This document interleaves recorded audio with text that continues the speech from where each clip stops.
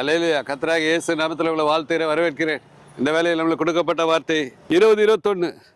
உங்கள் கண்களை ஏறெடுத்து வடக்கிலிருந்து வருகிறவர்களை பாருங்கள். உனக்கு கொடுக்கப்பட்ட இருந்த மந்தையும் உன் மகிமையான ஆட்டுக்கடை எங்கே? ஆட்டுக்கடை கணவன் மனைவிக்கு கொடுக்கப்பட்ட பை, கணவன் மனைவிக்கு கொடுக்கப்பட்ட ஆட்டுக்கடை விதை.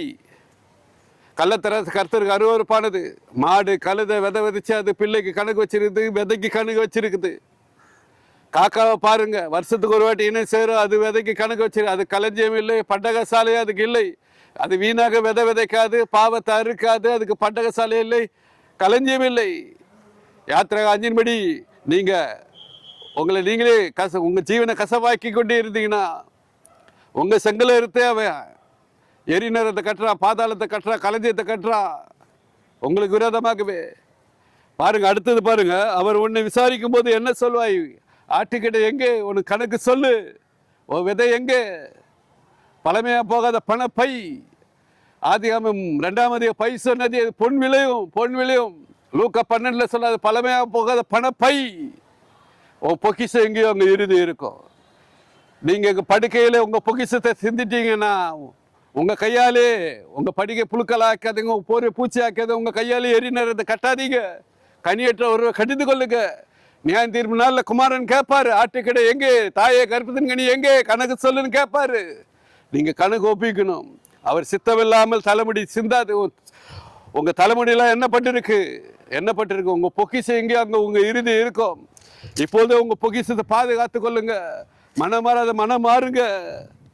மனம் மாறுங்க. நியாய தீர்ப்பு நாளில் நீங்க அங்க போனீங்கன்னா அங்க எரிநரத்தை பார்ப்பீங்க, பாதாளத்தை பார்ப்பீங்க. உங்க பொக்கிஷம் அங்க இருக்கும், உங்க புழு பூச்சி அங்க இருக்கும், உங்க புழு பூச்சி அங்க இருக்கும். பாருங்க, அடுத்தது அதுக்கு அதிகாரம் நீங்க தான் கொடுக்கிற. தலைவரமா இருக்க நீ அவர்களை பழக்கி வித்தாயே. உங்களுக்கு கணவன் மனைவியாக உங்களுக்கு அதிகாரம் அதுதான் அதிகாரம் செய்ய. அந்த இடத்துல அது தலைமையா நிற்கும். உங்களை கொல்லும், கடிச்சு கிடிச்சு கொல்லும். உங்கள் வேதனை உண்டாக்காங்க, மரண வேதனை. பாருங்க, அங்க போனா கர்ப்பவதிக்கு பிரசவ வேதனை உண்டாகும் போது உண்டாகும் வேதனையை போல் வேதனைகளை உன்னை பிடித்ததில்லையோ அங்க உங்களை பிடிக்கும். பயங்கரமான வேதனை. பாதாள எரிநருக்கும் பயங்கரமானது. அதனாலதான் சுகபோகமா வாழாதீங்க. படுக்கையில சாரத்தை இழக்காதீங்க. சார உள்ள உப்பாய் இருங்கன்னு சொல்ற. நீங்க பூமிக்கு உப்பாய் இருக்கிறீங்க. சாட்சியா நில்லுங்க, சீசியா நில்லுங்க. பவுலு துறவியா இருந்தது போல நில்லுங்க. எலிசா துறவியா இருந்தது போல நில்லுங்க. மோசே சிப்பரால 2 பிள்ளை பெற்று அதோட உறவு மறந்தது போல உறவு மறந்துருக்கு. மனவாள தானே அறைய மனவாட்டி மறைவிட்டு வாங்க மனம் மாறுங்க. உங்க ஆத்மா வெளியேற பெற்றது. எரிநருக்கு போகாதீங்க, பாதாளத்தை போகாதீங்க, பரலோகத்தை நோக்கி பாருங்க. சுகபோக வாழ்க்கையை வெறுத்து தள்ளுங்க. படுக்கை சுகத்தை விரும்பாதீங்க. பிள்ளைக்காக தான் ஒரு பிள்ளை பெற்றா ரட்சிக்கப்படுவீங்க. சுகபோகமா வாழ்ந்தா உயிரோட செத்தீங்க. கேட்பாரு, உங்க பொக்கிஷம் எங்கேயோ அங்க இறுதி இருக்குன்னு சொல்லிட்டாரு. லூக்கா 12 சொல்லிட்டாரு. அறை கட்டப்பட்டா உங்க விளக்கு எரியும். ஒரே தண்டில் 7 குத்த விளக்கு நீங்க தான். நீதி அவருக்கு அரைக்கச்ச, சத்தியம் அவருக்கு இடைக்கச்ச. நிர்வாணம் ஆகாதபடிக்கு உங்க மதகதை பூட்டி போடுங்க. லாகும் 2ஆம் அதிகாரத்தின்படி உங்க மதகதை திறக்காதீங்க. திறந்தீங்கன்னா திரைப்பட்டு போக தீர்மானம் ஆயிற்று. மத்தேயு 6:6 சொல்றாங்க, உங்க கர்ப்பத்தின் வாசல பூட்டு போடு. உங்க கர்ப்பத்தின் வாசல திறக்காதீங்க. மத்தேயு 6:6 சொல்றாரு, உங்க அறக்கதை பூட்டு போடுங்க. அந்த ரங்கத்துல பாக்குற பிதா வெளியரங்க பதில் தருவாரு. அந்த ரங்கத்துல இருந்து பாக்குறாரு. நன்மையை தீமையை உங்களுக்குள்ள வச்சுட்டாரு. அசுத்தத்தை பரிசுத்தத்தை உங்களுக்குள்ள வச்சுட்டாரு. நல்ல குமாரனை கெட்ட குமாரனை உங்களுக்குள்ள வச்சுட்டாரு. குமாரனுக்கு சுடாபலம் தான் பிடிக்கும். பரிசுத்தமா இருங்க. படுக்கையில உங்க சாத்தானுங்க கொழுக்கட்டையை கொடுக்காதீங்க. உங்க பிள்ளைகளை கொடுக்காதீங்க. பரிசுத்தமா நில்லுங்க. பரலோக ராஜ்யத்துக்காக நீங்க பரிசுத்தமா நில்லுங்க. எத்தனை கோடி குத்தால பரலோக ராஜ்யம் கிடைக்காது. வெள்ளி பொண்ணு உங்களை காப்பாத்தாது. நீங்க பரிசுத்தமா நின்னாதான் கடைசி சாகர வரைக்கும் நிர்வாணம் ஆகாதபடிக்கு நீங்க பரிசுத்தமா நின்னாதான் பரலோக ராஜ்யம் உங்களுக்கு கிடைக்கும். நில்லுங்க, பரிசுத்தமா நில்லுங்க. குமாரனுக்காக பிதாவுக்காக சுடாவளவு நில்லுங்க. சாரோட ருசியோட முழு பலமா நில்லுங்க. சார உள்ள உப்பா இருங்க. பூமிக்கு நீங்க சாட்சியா நில்லுங்க. கணவன் மனைவிமார்கள் சாட்சியா நில்லுங்க. நாங்க இனி பாவம் செய்ய மாட்டோம்னு ஒப்பு கொடுங்க, எழுதி கொடுங்க. இனி நாங்க நிர்வாணம் ஆக மாட்டோம், கண்ணியற்ற ஒருவரை கடிந்து கொள்கிறோம் சொல்லுங்க. எழுதுங்க.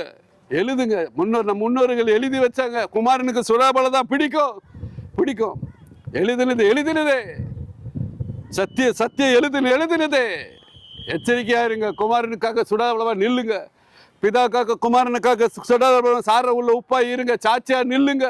நீங்க பரலோகத்துக்கு வரணும். அதுக்காக தான் வேதம் கொடுத்திருக்கிறாரு. வெக்கமில்லாத சீசஸ் சொல்றேன், நீங்க எல்லாம் பரலோகத்துக்கு வரணும். எரிநரகத்தை போகாதீங்க. பயங்கரமானது.